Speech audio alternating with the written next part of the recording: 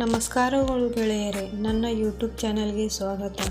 ನನ್ನ ಚಾನಲ್ಗೆ ಮೊದಲಾಗಿದ್ದರೆ ಚಾನಲನ್ನು ಸಬ್ಸ್ಕ್ರೈಬ್ ಮಾಡಿ ಮತ್ತು ಬೆಲ್ ಬಟನನ್ನು ಆನ್ ಮಾಡಿ. ವಿಡಿಯೋಗೆ ಶುರು ಮಾಡೋಣ. ಏಕಾಗ್ರತೆಯ ಕಲೆ. ಮಾನಸಿಕ ಶಕ್ತಿಯ ಏಕಾಗ್ರತೆಯ ಮೂಲಕ ಪ್ರಪಂಚದಲ್ಲಿ ಇರುವ ಎಲ್ಲ ಸಕಲ ವಿದ್ಯೆಗಳನ್ನು ತಟ್ಟಬಹುದು ಹಾಗೂ ಅದರ ರಹಸ್ಯವನ್ನು ಅರಿಯಬಹುದು. ಏಕಾಗ್ರತೆ ಜಾಸ್ತಿಯಾದಷ್ಟು ನಮ್ಮ ಶಕ್ತಿ ಅದರ ಮೇಲೆ ಕೇಂದ್ರೀಕೃತವಾಗುತ್ತದೆ.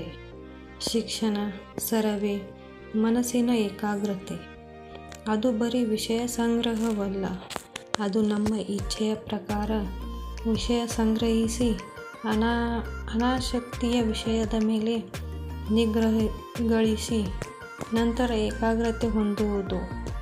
ಸ್ವಾಮಿ ವಿವೇಕಾನಂದರ ಈ ಮಾತುಗಳು ಇಲ್ಲಿ ಮನನೀಯ. ಸಾಮಾನ್ಯವಾಗಿ ವಿದ್ಯಾರ್ಥಿಗಳು ತಮಗೆ ಏಕಾಗ್ರತೆ ಕಡಿಮೆ ಎಂದು ಪ್ರಶ್ನಿಸುತ್ತಾರೆ. ಇದು ಕೇವಲ ಅಧ್ಯಯನದಲ್ಲಿ ಹಿಂದೆ ಇರುವ ವಿದ್ಯಾರ್ಥಿಗಳ ಪ್ರಶ್ನೆ ಅಲ್ಲ. ಬಹಳ ಮುಂದೆ ಇರುವ ವಿದ್ಯಾರ್ಥಿಗಳು ಇದೇ ಪ್ರಶ್ನೆ ಕೇಳುತ್ತಾರೆ. ಇದು ಬರೀ ಏಕಾಗ್ರತೆಯ ಪ್ರಶ್ನೆಯಲ್ಲ, ಅದು ಎಲ್ಲಿಯೋ ಏಕಾಗ್ರಗೊಂಡಿರುವ ಮನಸ್ಸನ್ನು ಹಿಡಿದು ಇಡುವುದು.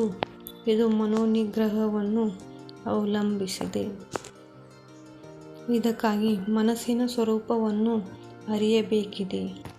ಮನಸ್ಸಿನ ಕ್ರಿಯೆಗಳ ಅನುಸಾರವಾಗಿ ಅದನ್ನು ವಿವಿಧ ವಿಷಯವಾಗಿ ಅರಿಯಬೇಕಾಗುತ್ತದೆ.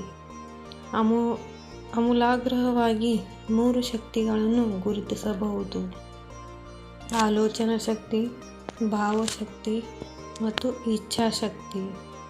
ಇಂದಿನ ಸಂಕೀರ್ಣ ಜೀವನದಲ್ಲಿ ನಮ್ಮ ನರಮಂಡಲ ಒತ್ತಡ ನಿಗ್ರಹಿಸಬೇಕಿದೆ. ಹೀಗಾಗಿ ಶಾಂತ ಮನಸ್ಕರಾಗುವುದು ಅವಶ್ಯಕ. ಎಲ್ಲರೂ ನಮ್ಮ ನಿಯಂತ್ರಣದಲ್ಲಿಲ್ಲ ಎಂಬುದನ್ನು ಅರಿತು ಅನಿವಾರ್ಯವಾದದ್ದನ್ನು ಶಾಂತ ಮನಸ್ಸಿನಿಂದ ಸ್ವೀಕರಿಸುವ ಮನೋಭಾವ ಹೊಂದಬೇಕು. ಈ ವಿಡಿಯೋ ಚೆನ್ನಾಗಿ ಅನಿಸಿದ್ದರೆ ಚಾನಲ್ ಸಬ್ಸ್ಕ್ರೈಬ್ ಮಾಡಿ ಮತ್ತು ಏಕಾಗ್ರತೆ ಕಲೆ ಎಂದು ಕಮೆಂಟ್ ಮಾಡಿ. Thank you for watching.